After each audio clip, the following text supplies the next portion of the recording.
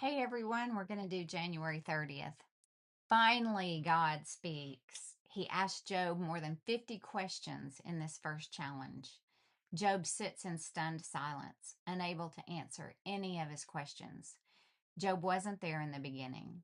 He is subject to the natural elements, but he cannot explain weather patterns or how God uses weather to care for those dependent upon him, or how God uses inclement weather to accomplish his redemptive or disciplinary purposes. God questions Job about the variety of animal life and the wonders of their behaviors, forcing Job to see that he is small and God is big. The questions reveal Job's limitations, confront his pride, and humble him. God used questions to confront Adam and Eve in the garden after they sinned. God questioned Cain first about his attitude, then about his actions toward Abel. God questions people to bring them to the end of themselves and to awaken them to think more deeply about Him. So the Lord challenges Job. We're going to begin in Job chapter 38, verse 1. Then the Lord answered Job from the whirlwind. Who is this that questions my wisdom with such ignorant words? Brace yourself like a man, because I have some questions for you, and you must answer them. Where were you when I laid the foundations of the earth? Tell me if you know so much. Who determined its dimensions and stretched out the surveying line? What supports its foundations, and who laid its cornerstone? As the morning stars sang together and all the angels shouted for joy. Who kept the sea inside its boundaries as it burst from the womb, and as I clothed it with clouds and wrapped it in thick darkness? For I locked it behind barred gates, limiting its shores. I said, this far and no farther will you come. Here your proud waves must stop. Have you ever commanded the morning to appear and caused the dawn to rise in the east? Have you made daylight spread to the ends of the earth to bring an end to the night's wickedness? As the light approaches, the earth takes shape like clay pressed beneath a seal. It is robed in brilliant colors. The light disturbs the wicked and stops the arm that is raised in violence. Have you explored the springs from which the seas come? Have you explored their depths? Do you know where the gates of death are located? Have you seen the gates of utter gloom? Do you realize the extent of the earth? Tell me about it if you know. Where does light come from and where does darkness go? Can you take each to its home? Do you know how to get there? But of course you know all this, for you were born before it was all created, and you are so very experienced. Have you visited the storehouses of the snow or seen the storehouses of hail? I have reserved them as weapons for the time of trouble, for the day of battle and war. Where is the path to the source of light? Where is the home of the east wind? Who created a channel for the torrents of rain? Who laid out the path for the lightning? Who makes the rain fall on barren land in a desert where no one lives? Who sends rain to satisfy the parched ground and make the tender grass spring up? Does the rain have a father who gives birth to the dew? Who is the mother of the ice? Who gives birth to the frost from the heavens? For the water turns to ice as hard as rock, and the surface of the water freezes. Can you direct the movement of the stars, blinding the cluster of the Pleiades, or loosening the cords of Orion? Can can you direct the constellations through the seasons, or guide the bear with her cubs across the heavens? Do you know the laws of the universe? Can you use them to regulate the earth?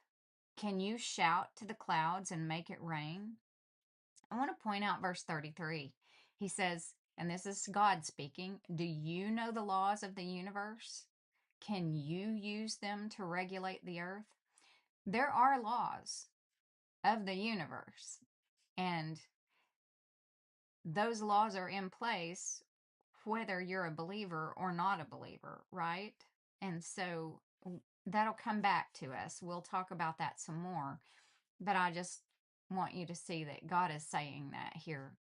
Can you shout to the clouds and make it rain? Can you make lightning appear and cause it to strike as you direct? Who gives intuition to the heart and instinct to the mind? Who is wise enough to count all the clouds? Who can tilt the water jars of heaven when the parched ground is dry and the soil has hardened into clods?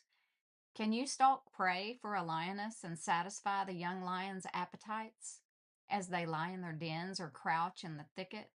Who provides food for the ravens when their young cry out to God and wonder about it in hunger? The Lord's challenge continues. Job 39. Do you know when the wild goats give birth? Have you watched as deer are born in the wild? Do you know how many months they carry their young? Are you aware of the time of their delivery? They crouch down to give birth to their young and deliver their offspring. Their young grow up in the open fields, then leave home and never return. Who gives the wild donkey its freedom? Who untied its ropes? I have placed it in the wilderness. Its home is the wasteland. It hates the noise of the city and has no driver to shout at it. The mountains are its pasture land, where it searches for every blade of grass. Will the wild ox consent to being tamed? Will it spend the night in your stall? Can you hitch a wild ox to a plow? Will it plow a field for you? Given its strength, can you trust it? Can you leave and trust the ox to do your work? Can you rely on it to bring home your grain and deliver it to your threshing floor? The ostrich flaps her wings grandly, but they are no match for the feathers of the stork. She lays her eggs on top of the earth, letting them be warmed in the dust. She doesn't worry that a foot might crush them or a wild animal might destroy them. She is harsh toward her young, as if they were not her own. She doesn't care if they die. For God has deprived her of wisdom. He has given her no understanding. But whenever she jumps up to run, she passes the swiftest horse with its rider. Have you given the horse its strength or clothed its neck with a flowing mane? Did you give it the ability to leap like a locust?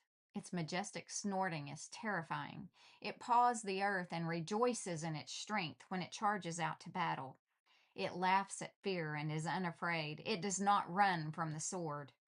The arrows rattle against it, and the spear and javelin flash. It paws the ground fiercely and rushes forward into battle when the ram's horn blows. It snorts at the sound of the horn. It senses the battle in the distance. It quivers at the captain's commands and the noise of the battle. Is it your wisdom that makes the hawk soar and spread its wings toward the south? Is it at your command that the eagle rises to the heights to make its nest? It lives on the cliffs, making its home on a distant rocky crag. From there it hunts its prey, keeping watch with piercing eyes. Its young gulp down blood. Where there's a carcass, there you will find it. Then the Lord said to Job, do you still want to argue with the Almighty? You are God's critic, but do you have the answers? And Job responds to the Lord. Then Job replied to the Lord, I am nothing. How could I ever find the answers? I will cover my mouth with my hand. I have said too much already. I have nothing more to say. That concludes the January 30th